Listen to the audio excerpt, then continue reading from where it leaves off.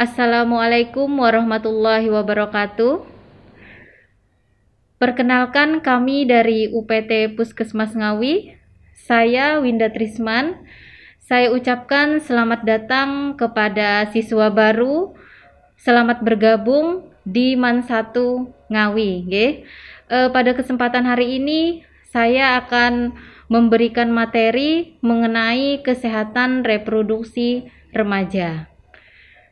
Yang pertama, mengapa kita harus tahu tentang KRR atau kesehatan reproduksi remaja? Karena setiap anak dan remaja berhak atas kelangsungan hidup dan perlindungan dari kekerasan dan diskriminasi dengan mendapatkan pendidikan dan pelayanan kesehatan yang bermutu. Jadi di sini siswa laki-laki dan siswa perempuan itu berhak untuk mendapatkan kesehatan reproduksi yang bermutu. Kemudian yang kedua, mengapa kalian harus tahu KRR?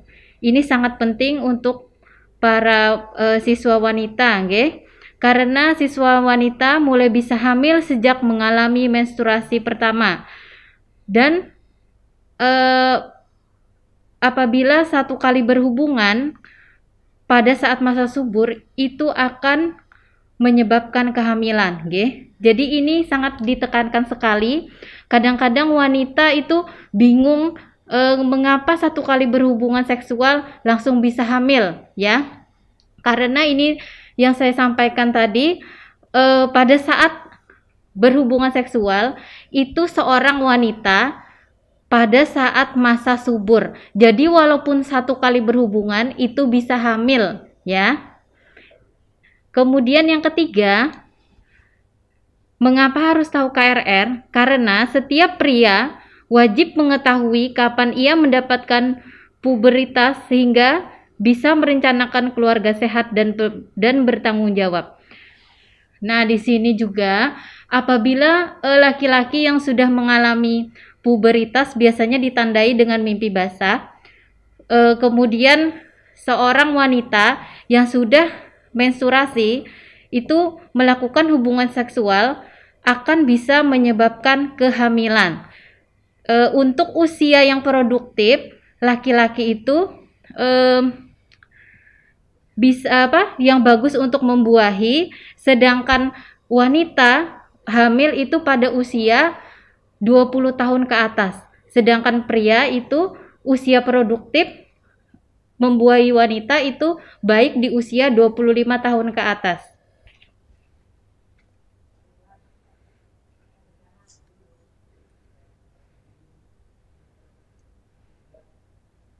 Nah, ini laki-laki dan perempuan itu semua akan mengalami perubahan secara fisik dari anak-anak menjadi dewasa.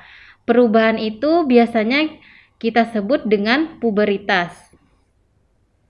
Nah, ini ada tahapan pubertas, ya. Yang pertama, remaja awal. Itu biasanya di usia 10 sampai 14 tahun. Kalau remaja pertengahan itu biasanya 15 sampai 16 tahun. Untuk remaja akhir 17 sampai 19 tahun. Nah, selanjutnya untuk tanda-tanda pubertas wanita yaitu payudara mulai tumbuh. Artinya di sini payudara sudah mulai membesar, ya. Awalnya kecil menjadi kalau sudah pubertas menjadi besar. Nah, di sini untuk wanita harus dijaga, artinya tidak boleh disentuh oleh orang lain, ya. Kemudian tanda-tanda pubertas selanjutnya yaitu rahim dan vagina sudah mulai tumbuh, artinya itu ditandai oleh menstruasi. Nah, apabila seorang wanita yang sudah menstruasi, di sini akan apabila berhubungan seksual dengan lawan jenis akan menyebabkan kehamilan, walaupun itu hanya satu kali, seperti yang saya terangkan tadi di awal. Walaupun satu kali berhubungan, apabila wanita itu pada saat masa subur berhubungan, itu akan menyebabkan kehamilan, ya. Nah, kemudian ini bagaimana merawat organ reproduksi.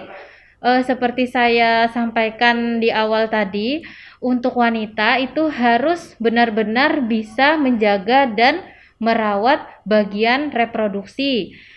Misalnya tadi pada saat menstruasi ya, menggunakan menggunakan pembalut itu harus yang sesuai, maksudnya yang sesuai itu yang cocok ya, yang tidak menyebabkan alergi. Kan ada wanita yang sangat sensitif, misalnya dengan pembalut A itu tidak cocok ya, itu harus segera diganti ya, diganti merek yang cocok. Kemudian setelah BAB atau BAK itu harus kering, maksudnya seperti ini. Misalnya biasanya kan kalau kita BAB atau BAK itu basah ya daerah kemaluannya. Nah, itu harus dikeringkan dengan tisu atau handuk bersih. Mengapa? Karena kalau misalnya lembab, itu biasanya kalau wanita bisa terjadi keputihan ya, karena lembab. Jadi harus benar-benar dijaga kebersihannya. Kemudian caranya juga, cara untuk membersihkan kemaluan setelah BAB atau BAK itu dari arah mana? Dari arah depan ke belakang ya. Kemudian jangan menggunakan celana dalam yang ketat. Nah, ini khusus wanita ya, kadang sukanya pakai celana dalam yang press sekali. Nah, itu tidak bagus ya. Jadi menggunakan itu yang agak-agak longgar, karena biasanya kan lembab kalau kita menggunakan celana yang ketat. Dan juga dipilih bahannya yang nyaman, yang bisa menyerap keringat. Nah, seumpamanya misalnya kalau sekolah ya, kalau sekolah kan biasanya seharian di sekolah dari pagi jam 7 kadang sampai sore. Nah, itu sebagai wanita kita harus benar-benar menjaga kebersihannya, yaitu dengan cara apa? Membawa celana dalam cadangan. Jadi misalnya pas pada saat sholat zuhur bisa celana dalamnya diganti, karena pada saat masa-masa seperti kalian ini produksi keringat itu memang sangat banyak ya. Jadi mudah untuk iritasi. Kalau misalnya kalian kelamaan pakai celana dalam, itu otomatis kan keringatnya sudah banyak ya. Nah, itu bisa menyebabkan alergi ya. Jadi diusahakan kalau misalnya ke sekolah atau sedang berpergian itu membawa celana dalam cadangan ya.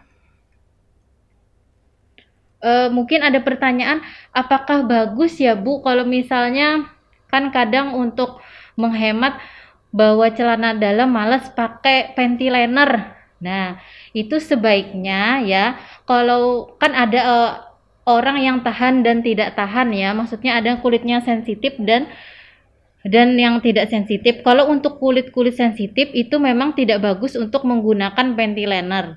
Jadi dihindari ya menggunakan panty liner, kalau bisa menggunakan celana dalam saja, maksudnya mengganti dengan celana dalam ya. Tidak usah menggunakan panty liner. Kemudian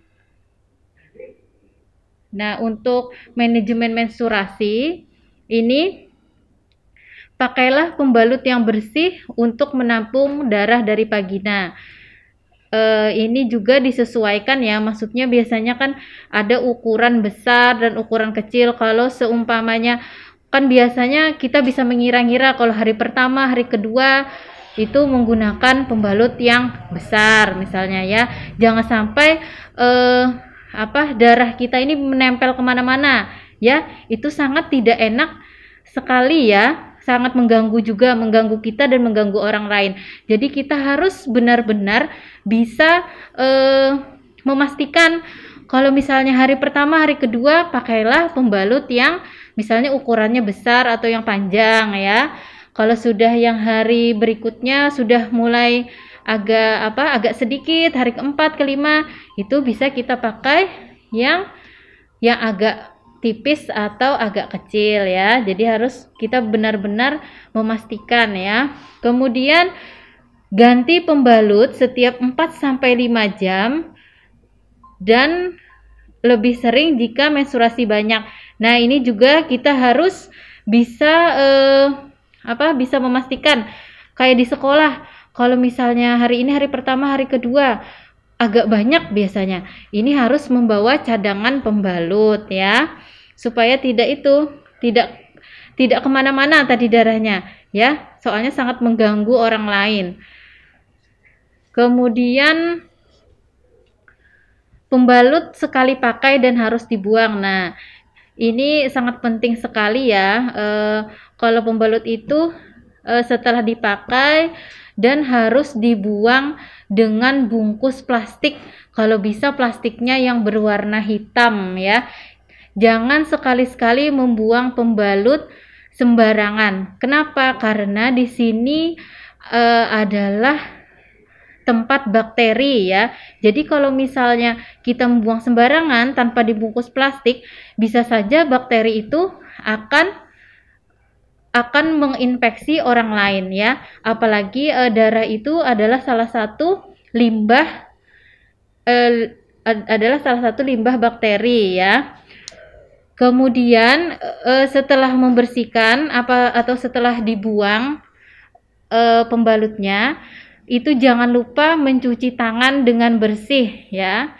Kemudian yang tadi setelah pembalut dibuang, diganti dengan pembalut yang bersih ya. Jangan lupa cuci tangan setelah mengganti pembalut. Kemudian selanjutnya yaitu masalah cash flow pada remaja. Nah, masalah ini yang biasa dialami remaja ya. Yang pertama, akses informasi yang banyak tanpa penapisan sumber ilmu yang sahih. Maksudnya ini mencari informasi-informasi yang tidak jelas kadang ya di Google ya.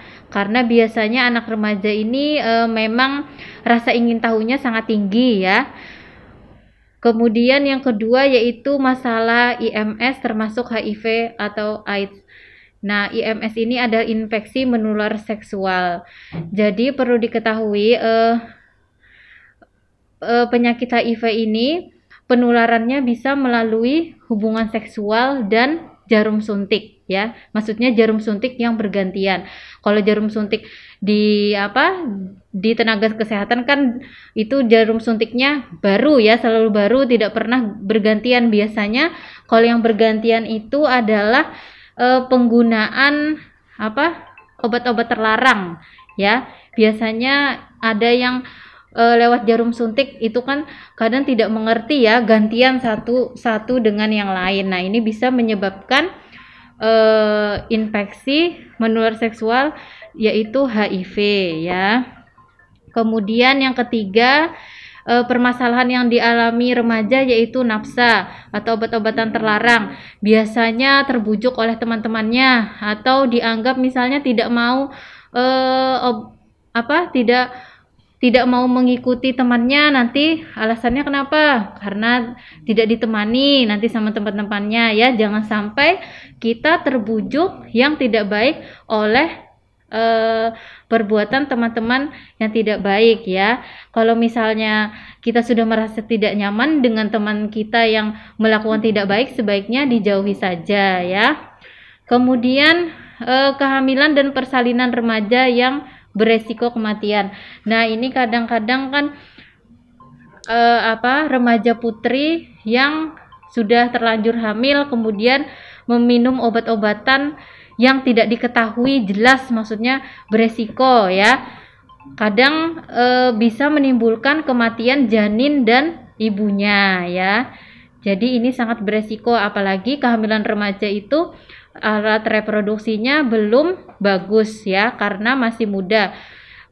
Yang seperti saya katakan di awal tadi, untuk wanita itu yang bagus atau yang produktif itu hamil pada saat umurnya 20 tahun ke atas ya. Jadi untuk ibu hamil yang berusia 20 tahun ke bawah itu beresiko sangat tinggi karena organ reproduksinya itu belum matang ya. Kemudian masalah yang selanjutnya yaitu kehamilan yang tidak diinginkan. Nah, ini juga sangat bermasalah. Kenapa? Karena mungkin saja dia dikucilkan dari lingkungannya dan mendapatkan sanksi sosial. Biasanya seperti itu ya. Kehamilan yang tidak diinginkan. Makanya untuk remaja putra dan remaja putri harus dijaga baik-baik ya. Jangan sampai ikut-ikutan teman-temannya yang tidak bagus ya.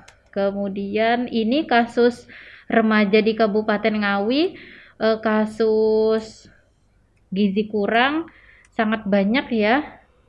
Kemudian masalah menstruasi, ini datanya kami dapat dari hasil screening ya. Kalau untuk kesehatan reproduksi biasanya masalah menstruasi. Kenapa? Karena sekarang remaja putri itu jarang yang makan sayur dan berolahraga ya. Jadi haidnya atau menstruasinya kadang terganggu.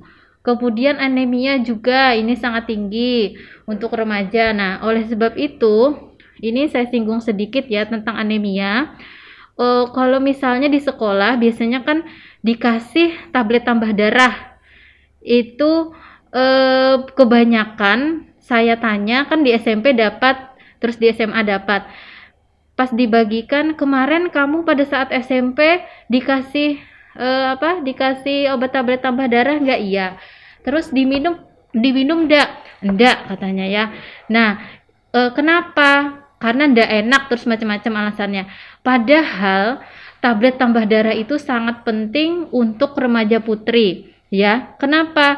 Kalau misalnya itu kaitannya dengan anemia. Kalau misalnya remaja putri tidak rutin minum tablet tambah darah, kemudian tidak suka makan sayur, itu akan menyebabkan anemia, gangguan defisiensi darah ya, zat besi darah.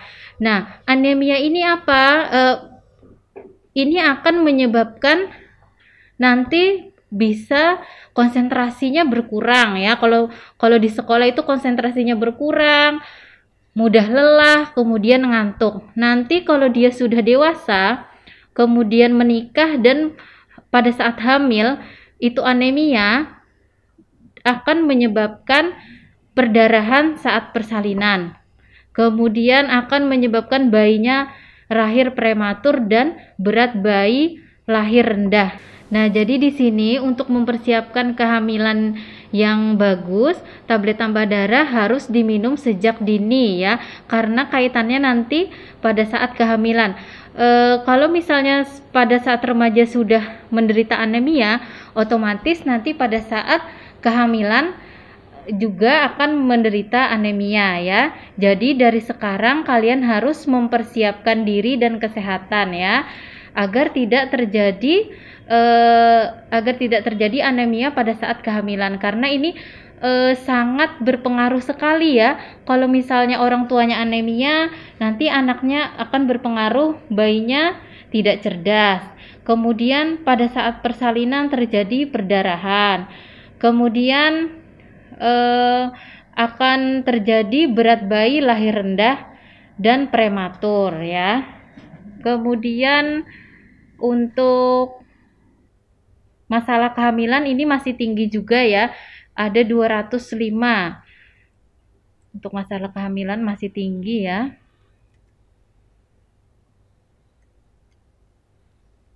Untuk infeksi ini biasanya yang banyak tuberkulosis atau TBC ya, masih ada anak remaja kita yang terkena TBC. Makanya untuk anak laki-laki jangan sampai ikut-ikutan temannya merokok ya, karena masih banyak anak laki-laki yang merokok. Kemudian ini juga kasus yang merokok sangat banyak untuk remaja, ada 1.807 ya di tahun 2019. Kemudian untuk minum-minum alkohol ini ada 205 ya. Ini yang mengaku, belum yang tidak mengaku ya. Kemudian kasus lainnya, oh ya, masalah penglihatan. Ini cukup banyak juga ya, karena memang kita dituntut harus daring ya. Harus jadi banyak melihat handphone ya. Ini mungkin tambah lagi nih. Ini kan baru 2019 ya. 2020 2021 nanti mungkin tambah banyak ya.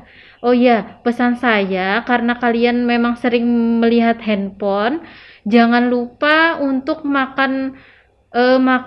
banyak makan sayur yang berwarna merah ya. Contohnya seperti tomat atau wortel. Ini untuk menjaga kesehatan mata ya. Jadi sangat penting wortel sama buah tomat. Kalau lebih enak itu biasanya di jus ya. Kemudian nyeri perut, menstruasi. Nah, ini masalah kehamilan remaja. Cukup banyak ya di Ngawi. Tahun 2019 ada 205 ya. Kemudian kehamilan tidak diinginkan akibat hubungan seksual bebas itu.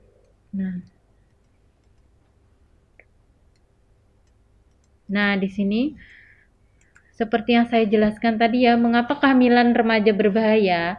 Karena kehamilan remaja itu satu, umurnya kurang dari 20 tahun. Secara fisik dan psikologis belum siap untuk hamil ya. Jadi umur 20 tahun itu memang alat reproduksinya belum matang ya. Jadi sangat tidak diperbolehkan hamil pada saat usia 20 tahun. Kemudian tinggi kurang dari 145. Nah, ini kaitannya dengan panggul sempit ya. Kalau panggul sempit itu susah melahirkan juga. Biasanya melahirkannya bisa lewat operasi atau seksio. Kemudian bentuk panggul belum sesuai untuk kehamilan ini karena umurnya memang masih terlalu muda ya. Kurang dari 20 tahun. Jadi memang panggulnya belum sesuai untuk kehamilan. Kemudian badan ibu kurus dan pucat karena kurang gizi. Nah, ini juga biasanya ibu yang anemia itu biasanya kurus, pucat, dan memang kurang gizinya. Kemudian bisa mengalami keguguran karena kondisi rahim dan otot panggul memang belum sempurna ya. Nah, yang terakhir, yang kelima yaitu bisa mengalami keguguran karena kondisi rahim dan otot panggul memang belum sempurna ya, karena usia yang tadi masih kurang atau masih muda ya, masih kurang 20 tahun dan secara fisik memang belum siap untuk hamil. Nah, jadilah remaja harapan bangsa.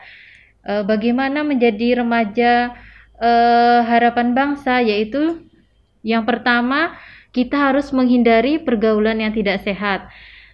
Contohnya yang tadi, misalnya merokok, kemudian minum alkohol ya, harus dihindari ya. Kemudian menjaga tubuh atau organ dan alat reproduksi dari pandangan dan sentuhan orang lain. Nah, ini yang saya katakan tadi, bagian-bagian tubuh yang tidak boleh disentuh oleh orang lain ya.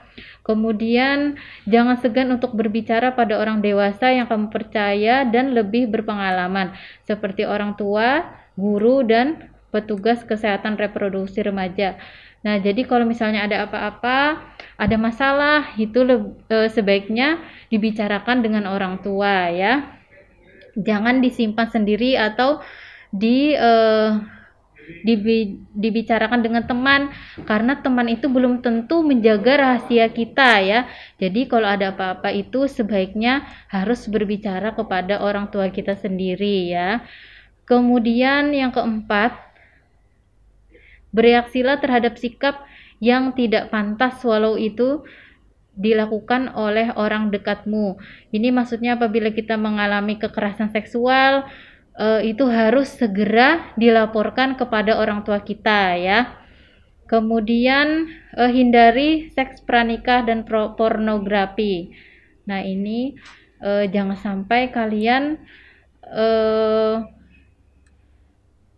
melakukan seks bebas atau melakukan hubungan sebelum menikah ya.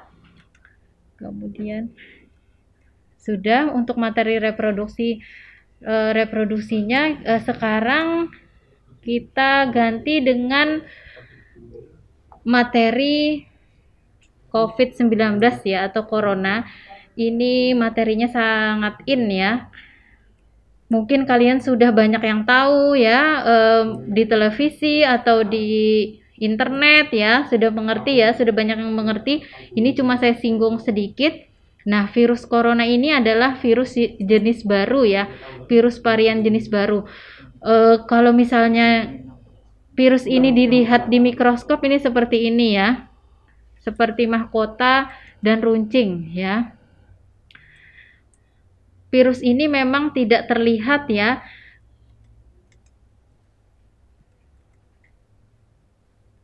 Nah, ini. Virus ini mampu bertahan hidup di benda-benda dan tubuh manusia.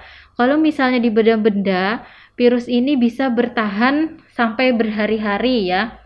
Contohnya bertahan di gagang pintu, kemudian di kayu, kemudian di baju ya, itu bisa berhari-hari. Kalau di dalam tubuh manusia itu biasanya virus corona ini bertahan selama 5 minggu atau sekitar 37 minggu ya.